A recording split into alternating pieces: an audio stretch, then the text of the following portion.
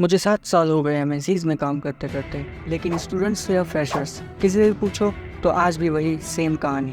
MNCs में job कैसे लगेगी, हमारे पास तो कोई स्किल्स भी नहीं है, इंटरव्यू कैसे होता है, इंग्लिश में बात करनी पड़ती है या नहीं, एक्सेट्रा एक्सेट्रा। तो आज अपनी इस वीडियो में आपको मैं एक ऐसा स्किल बताऊंगा जिससे आप एमएनसी में अपना करियर बना सकते हैं, और आपको अपने फर्स्ट इंटरव्यू का एक्सपीरियंस भी शेयर करूंगा। और वो एक गलती जिसने पूरा इंटरव्यू का डायरेक्शन बदल दिया।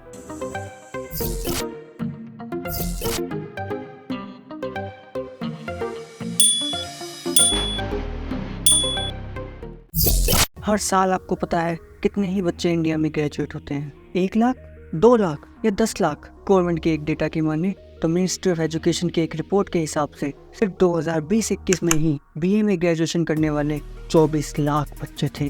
बिल्कुल सही सुना, 24 लाख बच्चे थे। तो बीकॉम और बीबीए का आप खुद अंदाजा लगा सकते हैं, जिनके पास ना तो टेक्निकल डिग्री है, ना प्रोफेशनल क्वालिफिकेशन, ना कोई एक्सपीरियंस। पर घर तो सबका होता है ना, रिस्पॉन्सिबिलिटीज कभी इंसान देख कर नहीं आती। वही इकोनॉमिक्स टाइम्स के एक आर्टिकल के अकॉर्डिंग इंडिया में सिर्फ 45% बच्चे, जी सही सुना, 45% बच्चे ही जॉब इंडस्ट्री की नीड्स को पूरा कर पाते हैं। और बाकी बच्चों का क्या?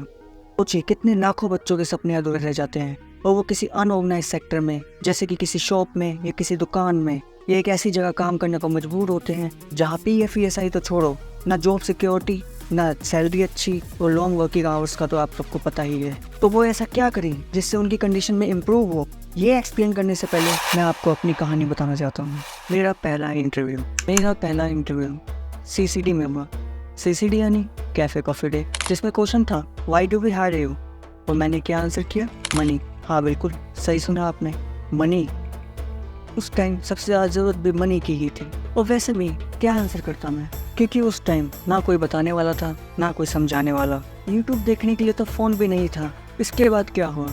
वही किसी की शॉप पर काम करना पड़ा, सीखना पड़ा उसका काम जिसमें मुझे इंटरेस्ट नहीं था।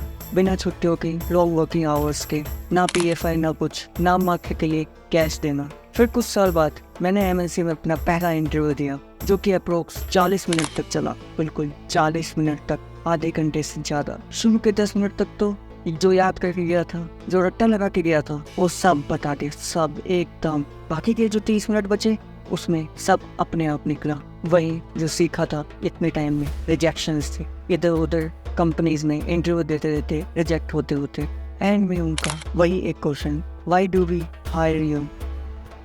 इसका मैंने इस बार आंसर दिया,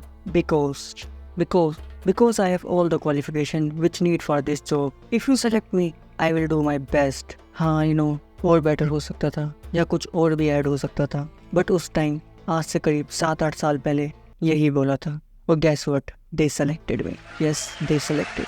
चलिए वापस वीडियो पर आते हैं। इस वीडियो में हम डिस्कस करेंगे कि कैसे आप सिर्फ एक स्किल सीखकर बड़ी से बड़ी कंपनियां जैसे जेनपैक, विप्रो, एसेंचर, IBM में जॉब पा सकते हैं। या यूँ कहें, ये एक स्किल आपके जॉब पाने के चांसेस 100% तक इंक्रीज कर सकता है। अगर आपने कोई स्पेशल स्ट्रीम में ग्रेजुएशन नहीं की है तो टेंशन वाली कोई बात नहीं है। यहाँ स्पेशल से मेरा मतलब BSc BTech वालों से है, या मास्टर्स में बोलो तो MBA या MCA वालों से, जिनकी फील्ड एक स्पेशलाइज फील्ड होती है। फिर रह कौन जाता है एंड में?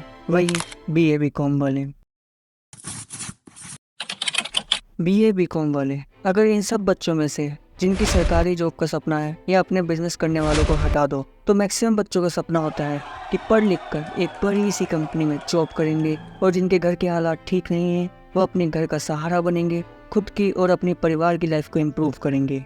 सपना कि कैसे हम भी डॉक्टर्स और इंजीनियर्स की तरह अपनी फील्ड की बड़ी बड़ी कंपनियों में जॉब पर लगे और अच्छी सैलरी लें, जिसके लिए स्कूल और कॉलेज की डिग्री के अलावा काम आती है रेलेवेंट इंडस्ट्री या प्रोफेशनल नॉलेज। जी बिल्कुल, प्रोफेशनल नॉलेज। वही जो अभी थोड़े टाइम पहले डेटा देखा था ना हमने, इंडिया के सिर्फ 45% बच्चे ही जॉब इंडस्ट्री की नीड्स को पूरा कर पाते हैं। प्रोफेशनल नॉलेज, बट किससे रिलेटेड?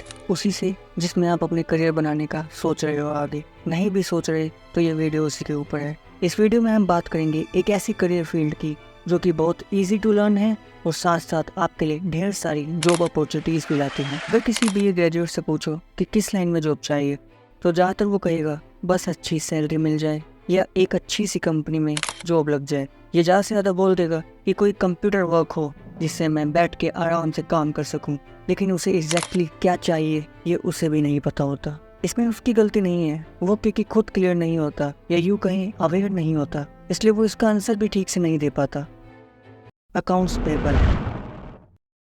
अकाउंट्स पेबल जिसकी कोई फील्ड या लाइन नहीं होती, उसे एक डायरेक्शन प्रोवाइड करता है, उसके लिए जॉब अपॉर्चुनिटीज़ ओपन करता है, उसे एक ऐसी स्किल प्रोवाइड करता है जिसे वो अपनी सीवी में ऐड कर सके और अपने करियर की ग्रोथ में आगे बढ़ सके। अकाउंट्स पेबल, जी हाँ, वैसे तो ये एक अकाउंट्स की फील्ड है और ये बीकॉम वाले बच्चे ज़्यादा करते हैं, लेकिन ये इतना इजी टू लर्न और इजी टू अंडरस्टैंड है कि इसमें आपको हर फील्ड के बच्चे मिलेंगे, यहाँ तक कि बीए के भी। और हाँ, काफ़ी एग्जांपल्स हैं मेरे पास, एक्जैक्टली काफ़ी एग्जांपल्स जो कि बीए करके अकाउंट्स पेबल में जॉब कर रहे हैं। आपको स्किल्स चाहिए, सिर्फ डिग्री या क्वालिफिकेशन नहीं, आपको काम आना चाहिए। अकाउंट्स पेबल समझने के लिए हमें इन 4 क्वेश्चंस का आंसर ढूंढना होगा। P2P साइकिल क्या होता है, अकाउंट्स पेबल क्या होता है, ये आगे कैसे बढ़ते हैं, कोई काम क्या करना होता है। चलिए शुरू करते हैं P2P साइकिल से।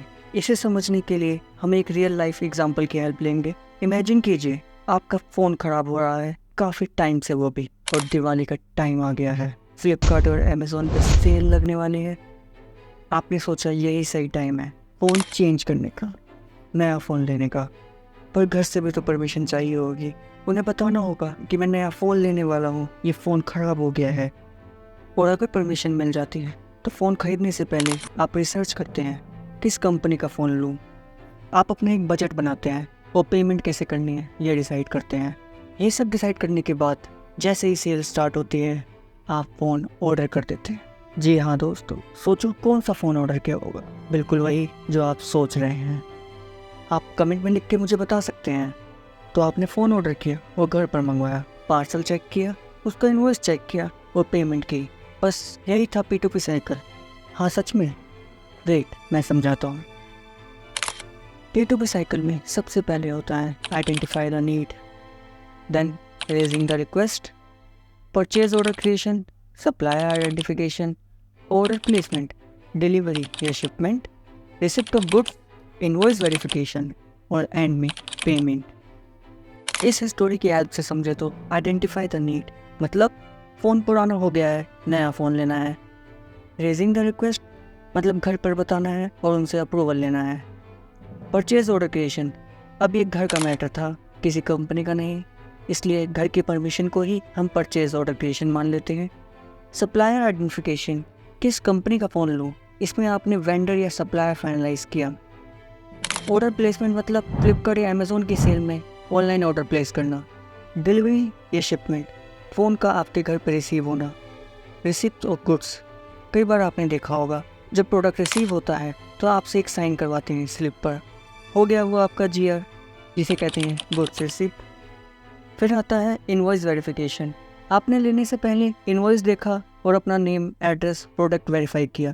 एंड में पेमेंट, आपने उसको पेमेंट की। अब आपको समझ आ गया होगा कि कैसे इस स्टोरी ने हेल्प किया हमें P2P साइकिल समझने में। अब वैसे होता इसके आगे भी है, जैसे reconciliation of accounts, vendor dispute, etcetera etcetera, पर अभी वो इतने इम्पोर्टेंट नहीं है। अब समझते हैं अकाउंट्स पेबल।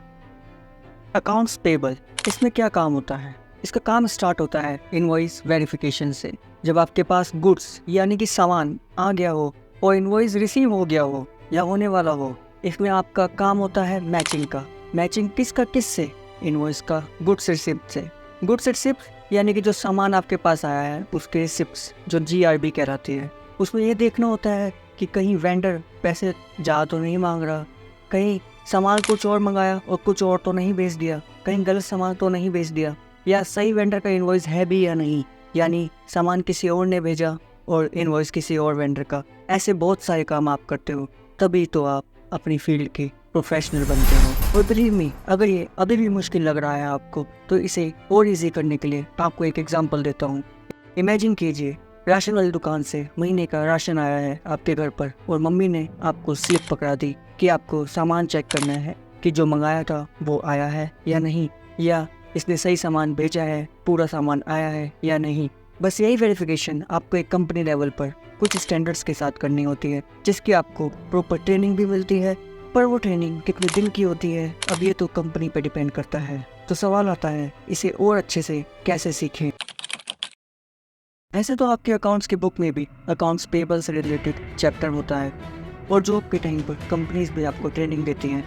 लेकिन फिर भी अपनी कंपनी में अगर आप आगे बढ़ना चाहते हैं या इंटरव्यू में अपना एक अलग इंप्रेशन छोड़ना चाहते हैं, तो आप नीचे दिए गए लिंक पे विजिट कर सकते हैं और हमारे अकाउंट्स पेबल कोर्स में एनरोल कर सकते हैं। ये कोर्स वीकेंड्स पे होता है, वो भी ऑनलाइन लाइव, ताकि आप अपने सारे डाउट्स क्लियर कर सकें। इसमें आपको अकाउंट्स पेबल की इन डेप्थ नॉलेज तो पढ़ाएंगे ही, और इसके साथ साथ एक्सेल की फ्री ट्रेनिंग्स और इंटरव्यू क्वेश्चंस की एक लिस्ट प्रोवाइड करते हैं, जो काफ़ी सारे लोगों के एक्सपीरियंस पे बेस्ड है कि उनका इंटरव्यू एक्सपीरियंस कैसा रहा इस फील्ड में। तो एंड में, इस वीडियो के एंड तक जो लोग बने हुए हैं उनकी नॉलेज को और इंक्रीज करते हुए एक कंपनी में P2P साइकिल के अकॉर्डिंग कौन कौन से डिपार्टमेंट होते हैं, उनका क्या काम होता है, इसकी एक लिस्ट मैं आपके साथ शेयर करूंगा, जो कि अभी स्क्रीन पर आपके सामने होगी। आप चाहें तो इसका एक स्क्रीनशॉट ले सकते हैं या नोट डाउन कर सकते हैं। तो thank you so much for watching guys. अगली वीडियो आप किस टॉपिक पर चाहते हैं कमेंट करके ज़रूर बताइए।